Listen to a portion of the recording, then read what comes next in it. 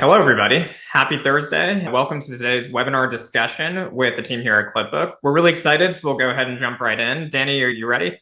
I'm ready. All right. So we'll start with some quick introductions. To introduce myself, my name is Adam Joseph, founder and CEO here at Clipbook. Super excited for today's conversation. And our topic today is the Communications and Government Affairs Playbook for 2025 with former IRS Commissioner Danny Werfel. The number of reasons that I'm excited to have Danny here today. I think first is that we're at an interesting moment in a presidential administration, about 101 days in. Actually, I think exactly 101 days as of today. So interesting sort of moment in Washington, D.C. But I think more importantly is that we have an amazing guest joining us in Danny Werfel. And honestly, I think Danny is one of those leaders in government and business that it's like, if you know, you know. Danny has had an amazing, fascinating career, both across public and private sectors, spending just over a decade, about 15 years at OMB, then making the jump to the private sector to lead Boston Consulting Group's global practice area, and then back to the IRS. He's the first person in history to have served as the commissioner of the IRS twice, which I think is really interesting. We'll peel back that onion in a moment here. All to say, I think Danny has the rare blend of deep government experience as well as practical know-how on how to navigate the public affairs and media landscape. So we're really in for a really exciting, engaging discussion. So let's jump right in. For our audience members, thank you for joining us. Really excited to have you. We'll also say, please drop your questions using the Zoom Q&A function. So we see them live as they come in. We'd love to answer them as you have them. So feel free to drop questions as you think about them. So Danny, I think we were debating between a couple of different topics here: communications, government affairs, or should the attendees on the call file jointly or separately for their taxes? Do they take the standard deduction? We're going to go with the former today, if that sounds good to you. Let's start with, you've had just such a unique career journey across public and private sectors. So maybe we can just start from the top, take me through the abbreviated life story. What brought you to the IRS? What brought you to BCG? What brought you back to the IRS? And we can go from there. I like to tell people that I feel like I'm a bit of the Forrest Gump of government. And what I mean by that is, from the point I joined government in the mid-1990s, every significant development, I seem to be lurking somewhere in the room. And early in my career, in the way, way back of the room, taking notes or carrying someone's books. But as my career moved forward, closer and closer to the decision-making table, closer and closer to the Oval Office, so to speak, in terms of being in the room where it happens for decision-making. And through that journey, whether it was getting ready for Y2K, the government's response to 9/11, the government's response to Enron and the creation of Sarbanes-Oxley, Katrina, and then a few years later, the Deepwater Horizon oil spill, where the government reset to go back and deal with a crisis in the Gulf region, the financial crisis of 08, and the list goes on. And during these various moments, whether my role was small or big, I was taking notes, I was learning, I was observing, I was seeing what the preconditions were for mistakes versus success, different leadership styles, and generating a set of instincts on how to manage these situations as effectively as possible that I didn't have clearly when I joined the government right out of grad school. And I'd be lying if I said that even today, more than a quarter century after I started in government, that I have all the right instincts. I'm still learning. And in particular, right now, my phone is ringing off the hook, so to speak, with questions to explain from my perspective, from my deep government expertise, what does this mean? What does this DOGE action mean? What does this Trump administration action mean? What does it mean for this regulated industry? What does it mean for these grantees? And there's so much turbulence right now and so much uncertainty that some of the instincts that I have developed across my career have to be rethought. And I keep telling people, I've had this conversation with you, Adam, previously, a new playbook is needed on a lot of different dimensions of how we operate as an organization, whether in the public or private sector. A new playbook is needed for understanding how to manage uncertainty and the level of uncertainty, how to influence government, how to prepare for government oversight and potential investigation. A new playbook is needed to understand what matters in the media landscape between traditional print media, nightly news versus cable news versus digital media, social media, podcasts. All of that is shifting dramatically. And I think the main message that I always have for people that I'm talking to is don't rely on your old playbook, update that playbook.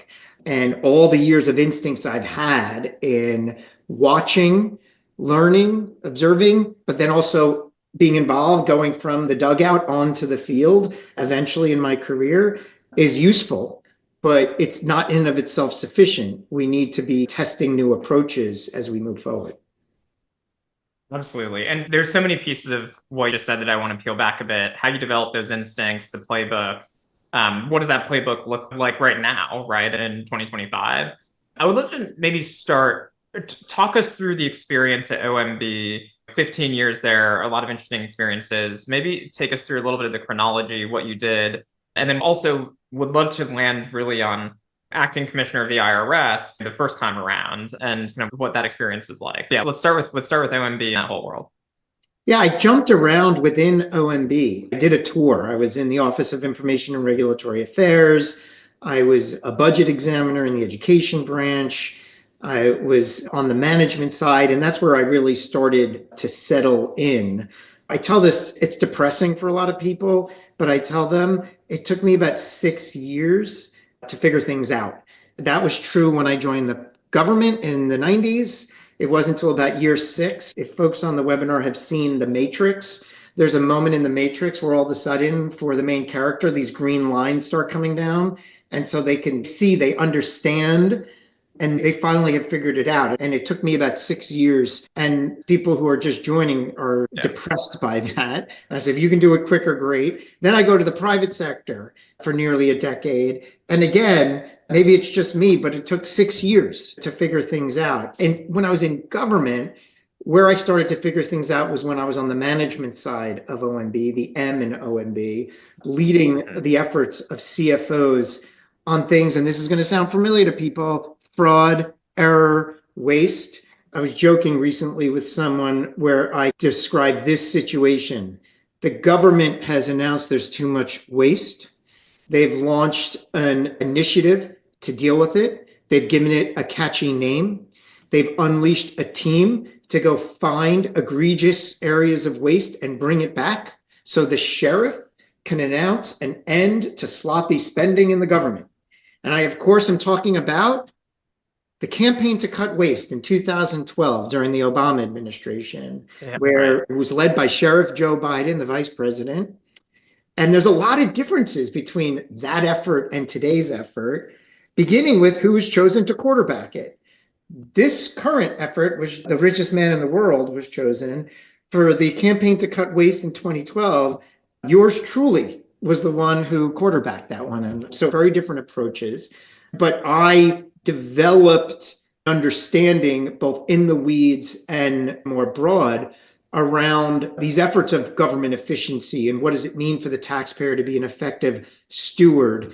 And so part of the reasons why my phone is ringing off the hook right now is because if President Trump says, in response to the question, can you eliminate the USAID without an act of Congress? And he says, his answer in real time is yes, if it's fraud.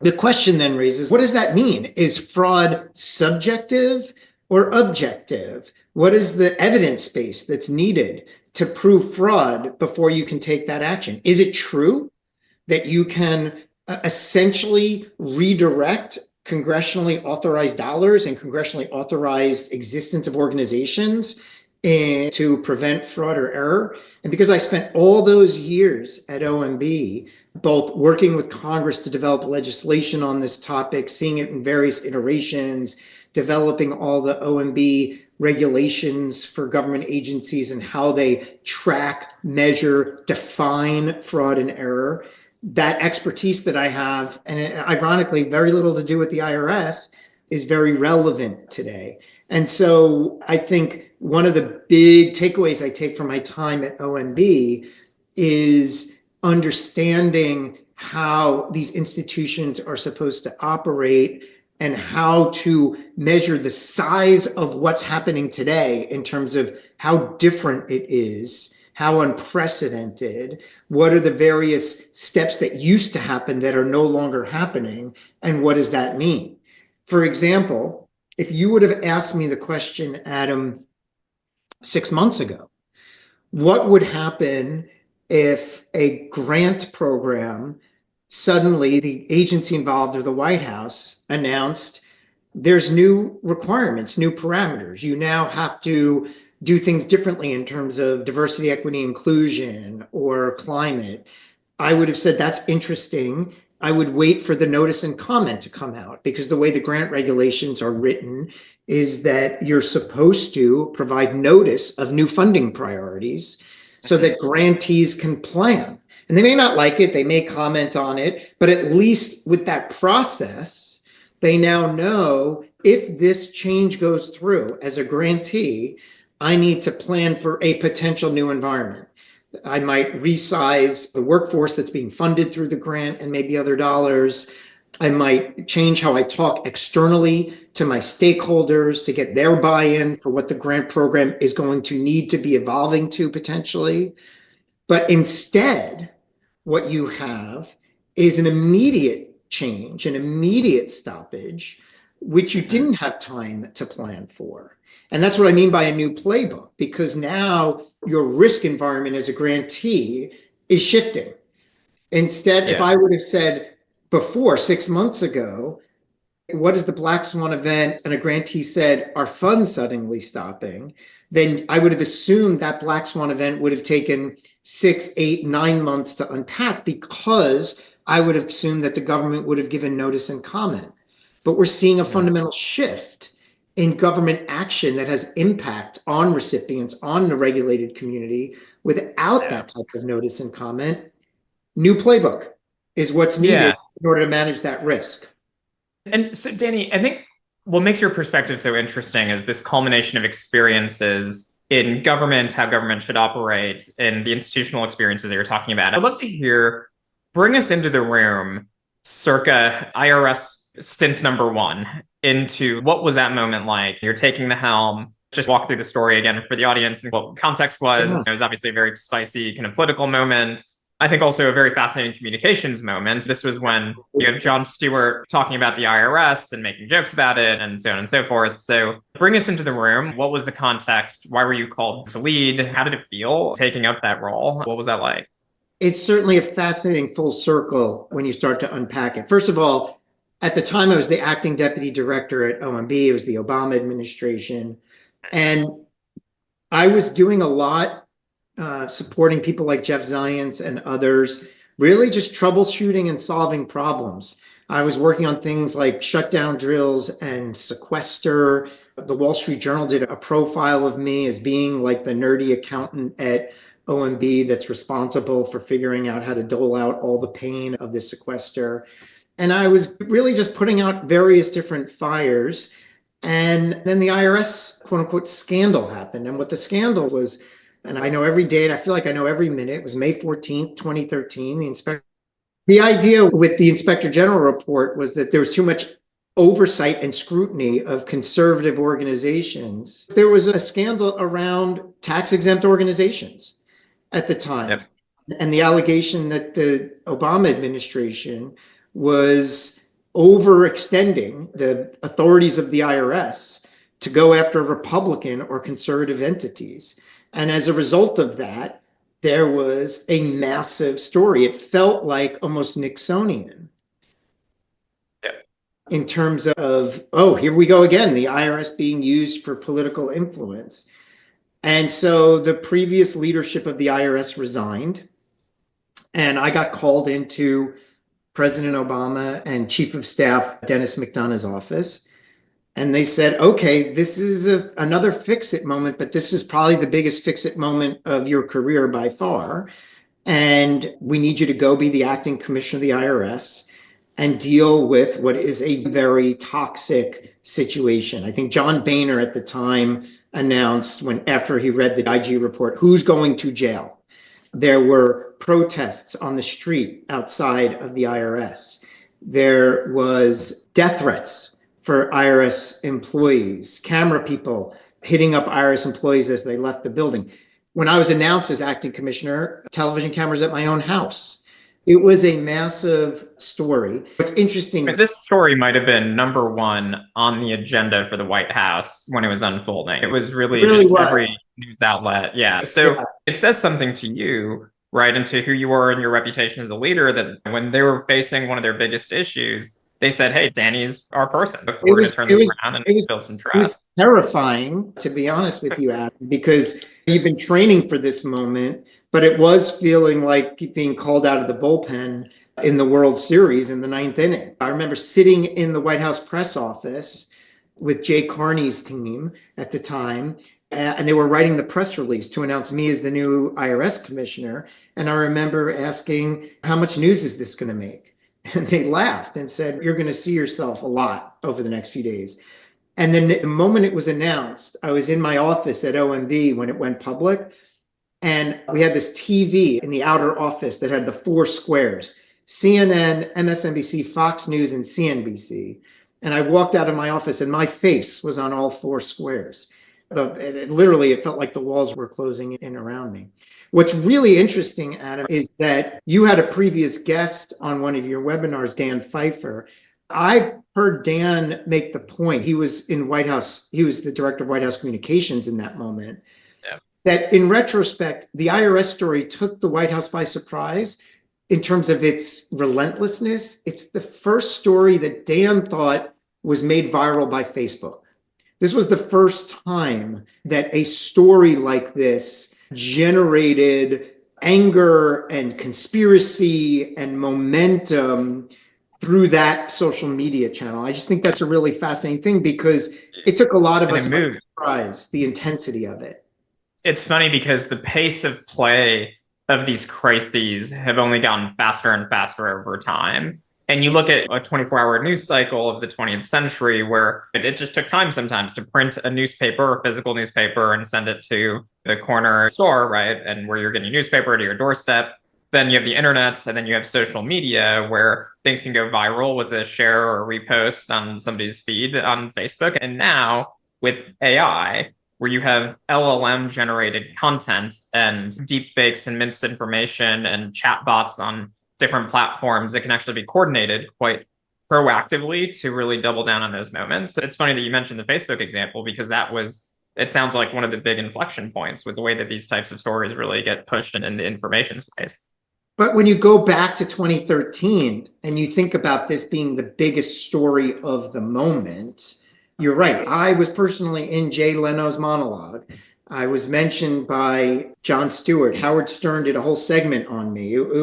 These things I never thought would have been happening in my life ever. And the story persisted on the front pages for weeks. It wasn't until the Edward Snowden data breach, weeks later, that we finally, 5 or 6 weeks later, that we finally fell down in the headlines a bit and the attention was off of us temporarily. Yeah. What did Danny, before you go on, what did Leno say about you? What did they say? It was the worst joke, something about me being the acting commissioner and the fakeness of act. I don't know. It was just like a really, maybe one of his worst ever, which is, I don't know if that's good or Your bad. unbiased opinion. Really bad joke. But juxtapose that, Adam, 10 years later. You mentioned it earlier. I had this unique experience of walking out of the IRS office, the commissioner's office, and then almost 10 years to the day, literally walking back in, 10 years older and wiser, 10 years smarter for having spent 10 years in the private sector, deeper into my career and therefore much less risk averse, and had spent 10 years thinking about all the things I would have done differently during my first stint and everything that I had learned. But I walked into a very different media landscape because that Facebook reality, that was in its infancy. And so I'll just tell a quick story. There was a day more recently in my second stint as the IRS where I woke up to a text from my communications lead saying, just FYI, boss, you're the lead story on foxnews.com right now. And I sighed and I was like, ugh, it's going to be one of those days. But I was really busy. I was running around. I had a packed morning. I quickly looked at the story. I saw what it was about. It was about the Hunter Biden issue and the tax charges against him and the allegation that the justice and the IRS were moving too slowly. But it was my picture, and I just didn't have time to read the article. But all morning, as I'm going through my meetings, I'm thinking, oh my gosh, I'm going to have to read that article and kind of deal with that. That's going to be a headache. But by the time I got to the article later, let's say 1 p.m., I go on Fox News and I start scrolling and I can't find the article. I literally scroll through the whole first homepage. You can picture me going like this, and it's gone deeper into the recesses of the website. That's the difference 10 years later in terms of how quickly things move, how analytics, clicks, different algorithms have these websites shifting content around. And going back to that point about the playbook, in 2013, there was really like a multiple news cycle reality to things where your communication strategy on things that were blowing up was more of a simmer than a boil, because the story was more of a simmer than a boil. In 2023, 2024, more recently, the only thing that simmered was a proactive story that you're trying to tell, which we should get into. What are some of the lessons learned that I saw of trying to shape a message, not to clean up a mess or a messy story? But in cleaning up a messy story, we had to have a whole new calibration or calculus in terms of the legs of the story. And we can make much quicker judgments than we could before in terms of whether the story was moving anywhere. In what circles was it moving? Was it staying in this echo chamber or that echo chamber? And there was a lot more in 2023 and 24 and recently decentralized media.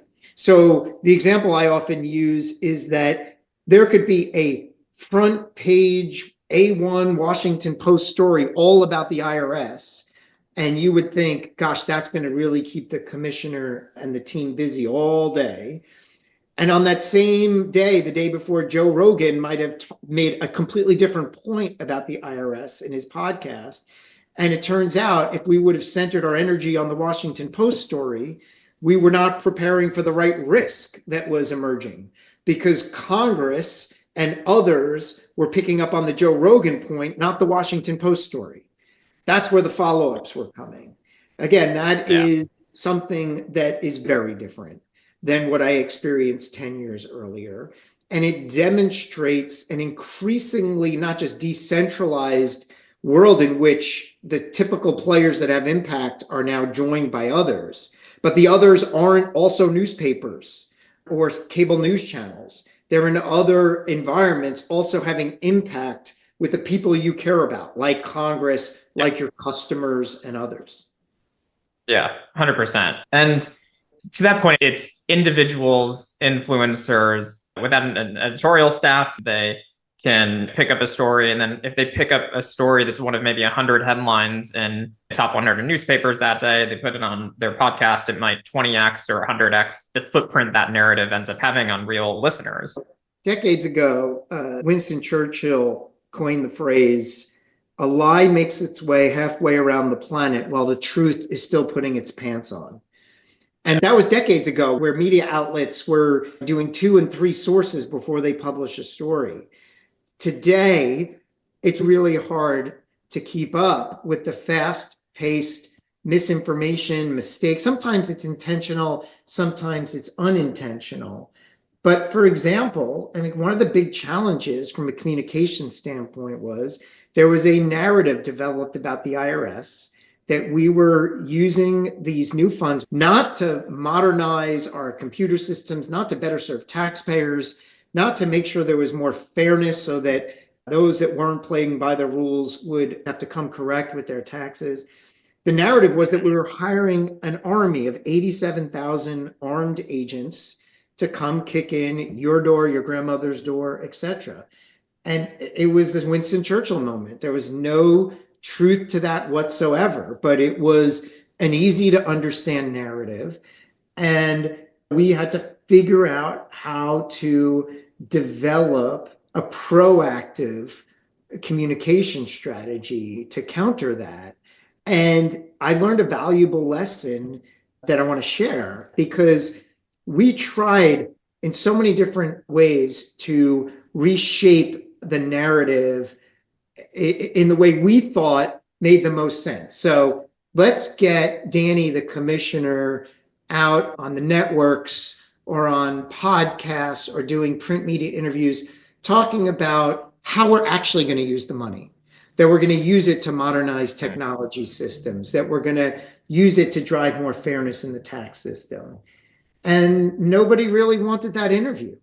It was a very small take up rate.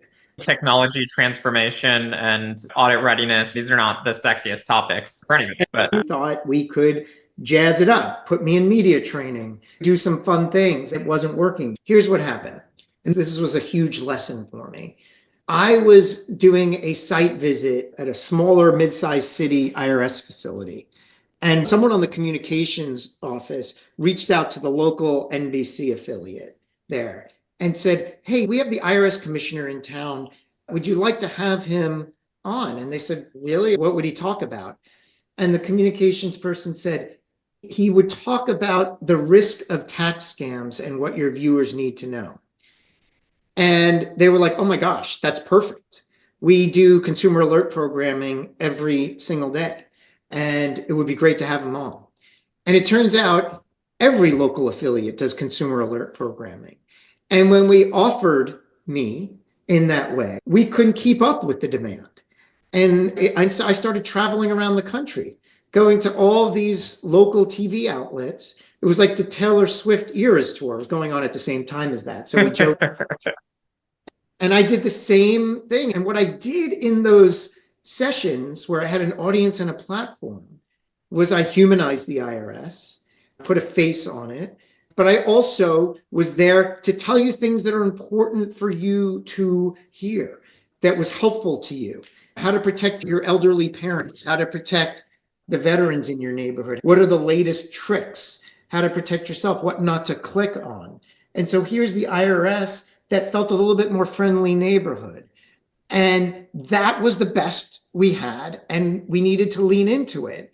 Now, it wasn't the successful reputation of that lie about the 87,000 armed agents making its halfway around the planet, but it was what I call balancing the atmosphere around the IRS. Because I could have just hit my head against the wall and just pray that this lie about the armed agents would go away and try to refute it and not have any impact. Or I could create a more balanced atmosphere about how people, what sentiment they have about the IRS, because the commissioner that they saw on TV was giving useful tips and actually cared enough to come to our local town to talk to us about these scams. And so I think there's a lot of lessons to learn from strategic communications to understand where do you have an audience, and maybe even though the message isn't exactly the way you want it, it is having net positive impact. So it's better to have broader resonance of the imperfect message that's having net positive versus almost zero take up rate or limited take up rate on the message you've decided is the absolute essential one. Yeah, absolutely. Danny, there are a lot of folks on this call across both public and private sectors broadly. And I do want to dig in a little bit to your time at BCG, hear about the story there. You served as acting IRS commissioner. It was a big, public, very senior, very intense role. That was the end of at least the first act of your time in government. You get a call from Boston Consulting Group at some point. And tell us just about the facts of how the story unfolded there. But I'd also love to hear what drove the interest to go to a firm like BCG. What were you hoping to accomplish? What was that like? What was your thinking? Also Story. mention, Danny and I actually know each other from our time at BCG together. I like to say that Danny was my boss's boss at BCG. I was on the consulting team in the Washington, D.C. office, and that's how we first met. I had the privilege of working for Danny there. But yeah, go ahead, Danny. I like to start by just saying how humbling it is to leave a big position of government. And my first day at BCG, at that moment back in 2014, we only had one federal contract, and a lot more now. I was brought on to help build the public sector practice in North America. And this project happened to be at one of the federal agencies downtown. And keep in mind, like a week earlier, I'm the commissioner of the IRS. I have a security detail. I'm being driven around to places. Television cameras are greeting me as I get out of my SUV. And now I show up at this federal agency to work with this project team that's there. And I dial up to the project leader, who's like this 25-year-old right out of business school who works at BCG. And I say, I'm here. And she's, there's no one really that can come and get you right now. And I don't want to bother any of the federal employees here to come get you. So why don't you go and work at a coffee shop until lunchtime? And so it was like literally a week earlier, I didn't even have to go through security. I was like ushered in with fanfare and greeted by the head of the agency. And now I can't even get an escort to take me up 2 floors in a federal building. It's an adjustment, but an important one, because these are the lessons you learn in terms of who you are, and stay true to yourself and have humility. And that humbling moment was a great start, actually. I joke about it, but it was a great start because it made me realize that I needed to get back to, hey, grab a shovel. You're not as highfalutin as you think you are. And that's exactly what I needed, because the work that we had to do was a grind. We had to build a practice. What attracted me to BCG was that it was a build. They hadn't hired a lot of Danny Werfel, a lot of government people, like barely any. And so being the first one to show up and having a blank sheet of paper to launch something really almost felt like a dream come true in terms of an opportunity. You think about BCG at the time as one of the most influential institutions in global business, right? Working with the biggest clients, the biggest firms, the biggest companies, but it was at the time a lot of private sector work. And BCG now at the time maybe multi-billion-dollar global revenue, speaking to CEOs, speaking to boards globally. But within BCG, the public sector practice was almost like an emerge, especially in North America, was like a startup, right? It was, Just like a startup. small, scrappy group. So there you are. You have the trust and the backing of a globally renowned institution behind you, but now making its first headroads into how does BCG leverage its private sector expertise to public sector institutional problems and challenges and clients. So yeah, it's a really interesting dynamic kind of overall. And like with any startup or new business line, you have setbacks. It's an everybody grab a shovel environment, but it's such a valuable nearly decade that I spent there. Really, I did get exposure to a lot of private sector work and started to better understand what CEOs of major companies see, how they manage risks, working with government and public affairs offices of major retailers and big box and pharma companies, and just seeing how they think about public relations from their angle. And then globally, working around the world, especially with governments around the world. I think about like these various layers of foundation that we all have in our experiences, like sandstone. You are these layers of experience, and it helps you to meet the moments of today. So for me, when I think about my time at OMB, where I was Forrest Gump, being in the room where it happened, whether I was the note taker or the decision maker, being at the IRS during a crisis that was on the front page of the newspaper. This is going to date me, but every time at night, if I was flipping channels, I was always on Greta Van Susteren as an enemy number one, whatever reason.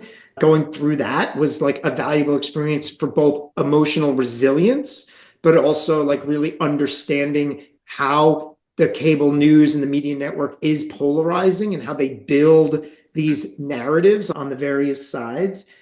Going to the private sector, understanding how to build a business and how businesses around the world think about how they manage crisis, whether they're being investigated by a government entity or they've messed up in some big way or their sales are down How do they manage it? I think a lot about British Petroleum and what they did after the Deepwater Horizon oil spill to rebuild their brand. And I think they did incredibly. The Gulf of America, right? If I remember correctly, yes. Exactly, in the Yes. Gulf of America. But that is, for me, watching the way BP rebuilt their brand, I learned a lot because I thought they did a very effective job. And so all of that accumulated to me showing up at the IRS in 2023 with the opportunity to do a major transformation.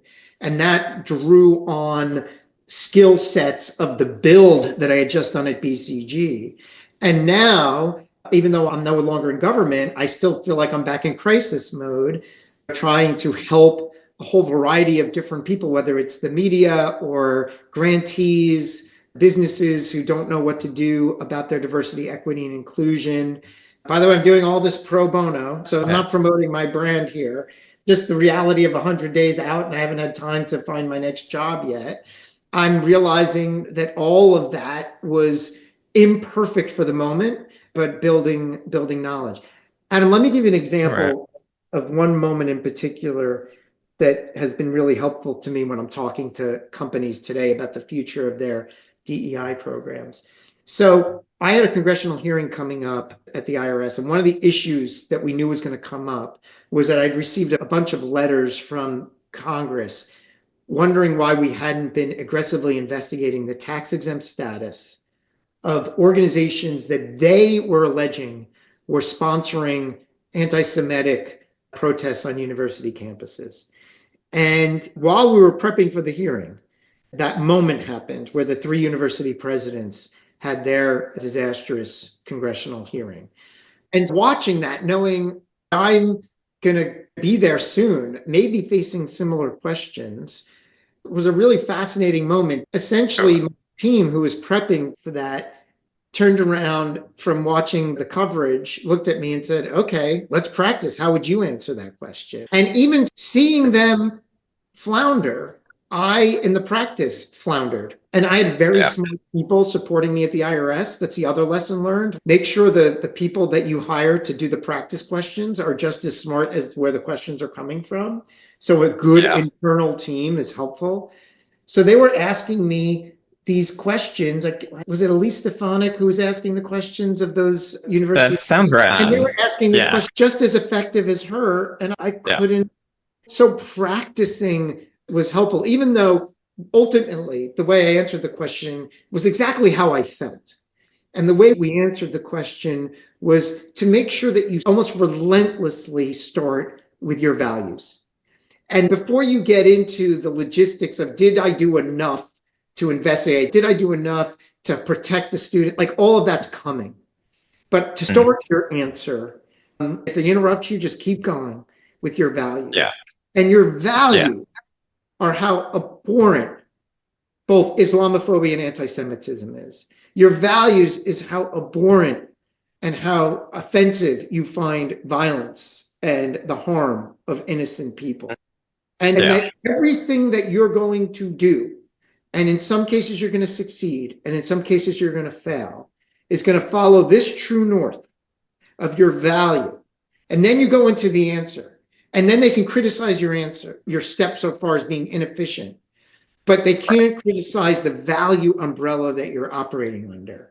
Yeah, it's funny when you look at the university presidents and that moment. I love this as an interesting case study. You can see almost behind the scenes of the university presidents being prepped for those hearings. And it almost felt as if their counsel, their legal team, their risk team was just driving all the preparation. We're sitting with them doing that. Because as a former PR pro myself, and I imagine for many of the folks that are on this call, you watch those and you can almost see the PR voice in the room and the communications voice in the room was either one, not in the room, or it wasn't being listened to in some way, shape, or form. Because if it was, then you do start with exactly what you said, your values, your personal take. You start with something that hits the emotional pain and the emotional moments that the audience, the students, even the members of Congress are really getting at. And then you back into the institutional answer that you need to as president of the university. But it's interesting, you think about the construction of the team that's actually advising this. Here's what's interesting. That construct, which is a communications construct,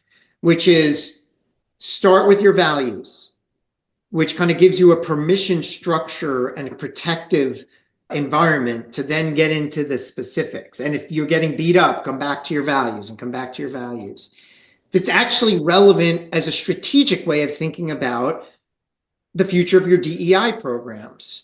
Because it's like, I can't win, right? I don't want to disappoint the people in this organization who feel like we should be bravely defending those things.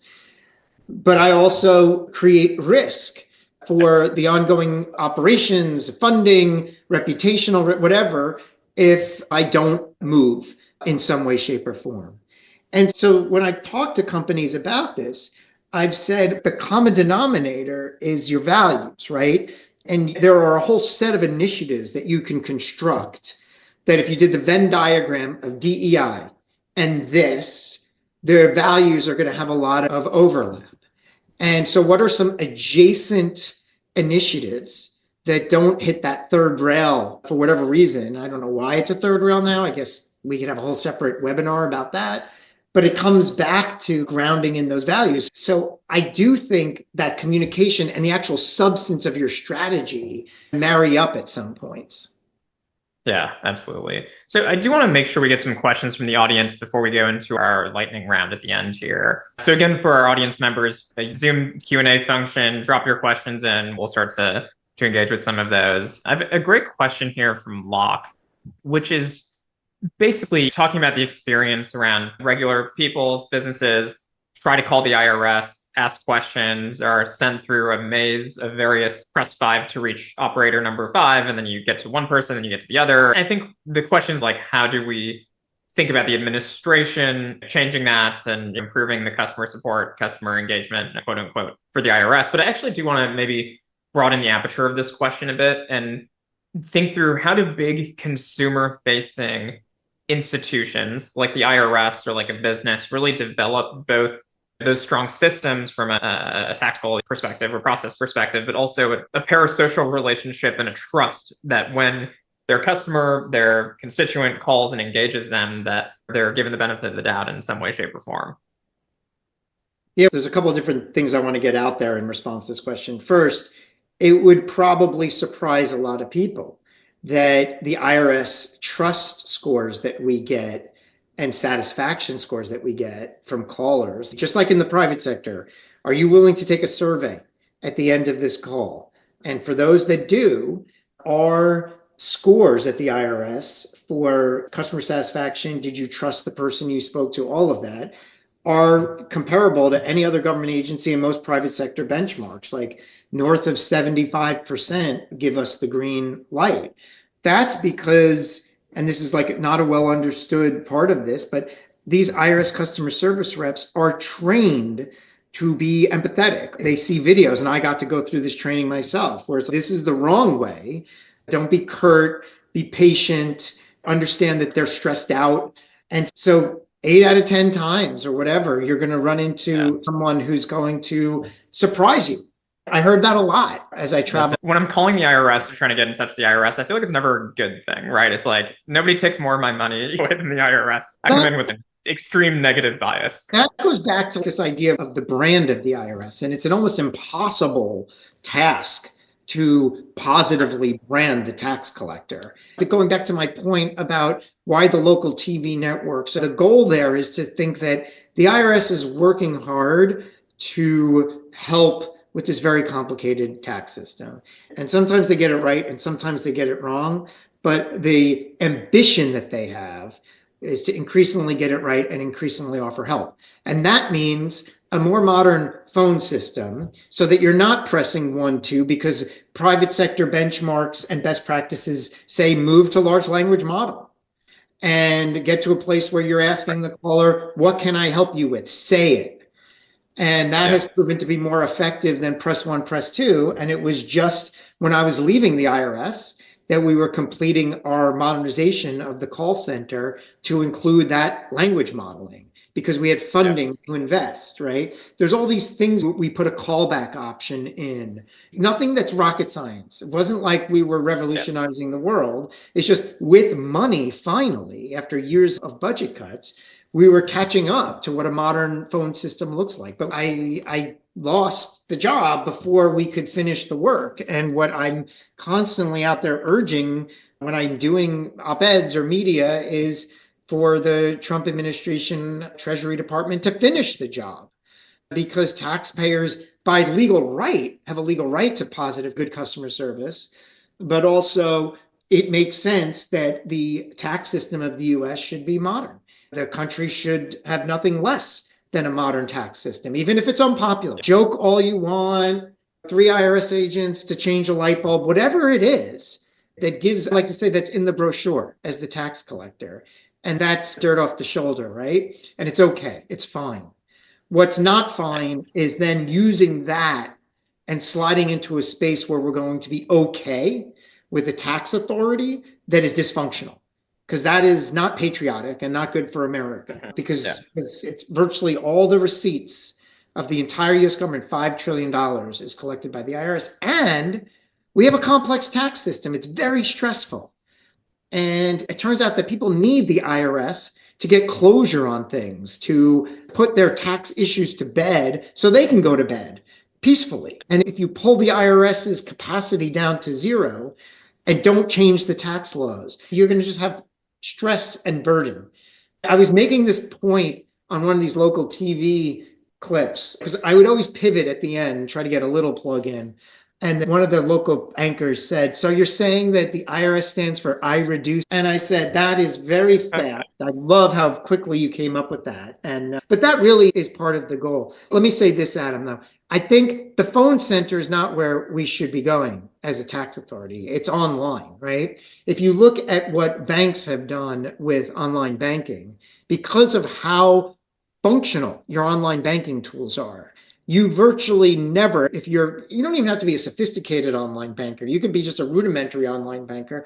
You're probably not going into the bank anymore. And you're probably not calling their 1-800 number anymore. You might, but much less than you were 20 years ago. And that means less paper, more automated solutions, which means they're more accurate. And it means that you can go online and see whether you are delinquent or not. You don't have to worry about getting through the IRS. And so what we were trying to do is not only improve the call center, but that wasn't the long-term goal. The long-term goal was to create an online account for every individual and every business that is as functional as the best online bank platforms in the world, because then we're really fit for purpose for the 21st century. And what happened is, by the time I left, think of it as spans of a bridge. In some cases, we made the span all the way across and you can drive over. Great. You can now upload that document. You can now file your taxes online, all these things we did. In some cases, on the day I left on January 20th, the span was halfway across. And the question the current administration has is, are they going to finish the span? And in some places, we were just breaking ground on a new span. But it was work and it was taking time. And I think I'm open to the criticism that we're too incremental. But go quicker if you can, but don't abandon the bridge project. Yeah, that's great. Danny, we're right at 3 o'clock, so I'm going to take us through our final round here, the Derek lightning round. So at Clipbook, we like to tell the story of every communications team, every PR team, public affairs team has some poor 22-year-old intern or associate named Derek. And at Clipbook, we're an AI research and analysis platform for communications teams. Honestly, we worship Derek because he's the poor soul that gets stuck doing the research, the daily monitoring, and Clipbook exists in part to support Derek and to be a force multiplier for Derek. So this next set of questions, we're going to channel the energy of 22-year-old Derek and the intern Derek with some of the lightning round questions that we have, and we're going to go through a bunch of them really quick here to put a bow on things. Danny, are you ready? Yeah, but I have a suggestion for you, Adam. Hashtag free Derek.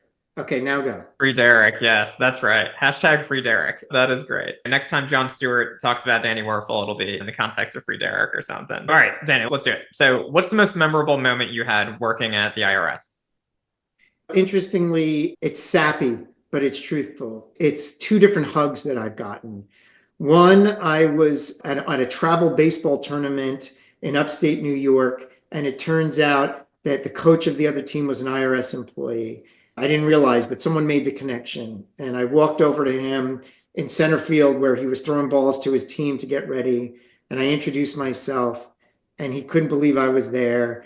And he gave me a very long hug and embrace. In other words, to say thank you for helping us, for defending us, for taking all the punches. And that moment meant a lot. It symbolized a lot for me. And then relatedly, I was in a volunteer tax site that the IRS funds and supports. It was in a church basement in Chattanooga, Tennessee. And an indigent woman was getting help for the first time. And at the end of the session, she couldn't believe it was free. It was all volunteer. And here was the commissioner doing a tour. And so she got to meet me. And she says, I can't believe this exists. Is it okay to hug you? And I was like, it's absolutely okay to hug me. And to me, helping that taxpayer in need and helping that employee and having it manifest itself in an emotional moment and connection, that's my most memorable moment. That's very nice. Very wholesome. I like it. So, Danny, what's the most interny thing that you've done in your career, even when you weren't an intern Already, anymore? we can do that speed round. I've already shared it. Having to go to a local coffee shop for 4 hours For 4 hours to wait. because the Yes. manager didn't want to take the time to escort me up to the office. Yes. Yes. That poor project leader at BCG. For the record, that was not me. So just want to throw that out there. If you could reinvent a mascot for the IRS, what would it be? We had one. My cat, Emmett, became a mascot for the IRS. Emmett the cat was all over IRS's social media feed. Emmett the cat was the IRS expert on tax scams. But I'm a huge Parks and Rec fan. And there's a Parks and Rec episode where they create a website and there's like a mascot called Peebo the panda. And everyone is so excited about it. They don't care about anything Okay. the website can do. So I came in hoping we could do something like that, and I called him Robbie the Refund, but we went with Emmett. I love that. I love Parks and Rec, by the way. Great show. My fiance got me into it a couple of years ago. It's a life changer. And a whole interesting commentary we could have around this on the nature of government bureaucracy and public service and so on. I get a third shot at IRS Commissioner. Robbie the Refund will live. That's the goal. That's the There you ambition. go. So, last question. What's the most memorable or unusual question you've ever received from a taxpayer? It'll be the second time I'm bringing her up, but during a public town hall meeting, someone asked me what my favorite Taylor Swift song was. And fortunately, in the moment, I could only think of one, but it ended up being the perfect one, which was Shake It Off. And that was the only one I could name. I might be able to name one or two more now, but that's it. And for me, it's, yeah, going back to it's in the brochure, dirt off our shoulder. We're going to do the job. We don't have to be popular. And again, I think it's a moment where you can show the world that IRS employees are just like you, moms, dads, baseball coaches, churchgoers, etc. But definitely was not expecting a question about, I guess the IRS tour was a pretty big deal. I guess it was on everyone's mind. Yeah, this is the second time that we brought up Taylor Swift on this webinar. So, I take it you're a Taylor Swift fan. My daughter is an Got it. enormous Taylor Swift fan. So I actually took her to a concert, not the Ears tour, but one years ago. It was like a 3 hour Super Bowl halftime show. It was incredible. But no, the Werfel household is very into Taylor Swift. I'm not the big Taylor Swift fan in the family, though. Okay, got it. Fair enough. Listen, Danny, this has been such a treat. Thank you so much for joining us. To our audience members, thank you for joining us. Happy Thursday. If you were on this call, part of a media team, a public affairs team, a communications team, our team at Clipbook would love to meet you. Reach out anytime. Reach out to me directly on email, adam@clipbook.io. But again, happy Thursday, and thanks for joining us. Thank you, everyone.